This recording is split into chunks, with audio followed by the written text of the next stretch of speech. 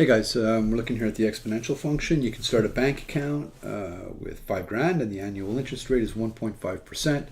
By how much will the account grow in 9 years? So this is the base rule for exponential function. A is the initial value, the amount you start with, and C is how it's changing. X, of course, is the amount of time that will pass, or the number of times that change will take place. The first thing we need to know, though, is for the C, what we're going to do. And so the C has its own little special rule when we're dealing with percentages. C is equal to 1 plus or minus, depending on whether the function is growing or shrinking, whatever that percentage change is divided by 100. So this is interest rates are growth as opposed to decay.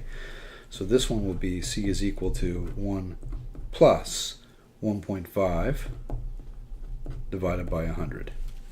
So we'll come over, get the calculator. So I'm going to do the percentage part first, just easier. 1.5 divided by 100 is equal to that. I'll add my 1. There we go, 1.015. So that's the value of my C.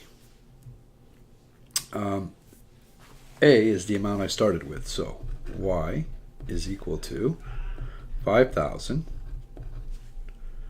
times, I'll use brackets here, 1.015. Now, the number of years it's going to grow is 9.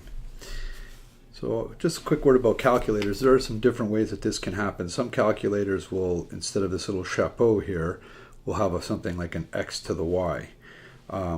Same principle. So you're going to look for that button, either a little chapeau or the x to the y. And then we're just going to run the function. So basically we're going to go 1.015 to the power of 9. I'm going to hit equals. Gives me that number, which I'm then going to multiply by the initial value, which was 5,000, and that gives me how much money I currently have. $5,716.95. Careful on the rounding. We want 2 decimal places for money, and that 4 is followed by 9, so it becomes a 5. Just got to be careful here because that's the value of the account. And you'll see the answer sitting right there, but that's not the right answer. And the reason is because the question wants to know by how much will the account grow.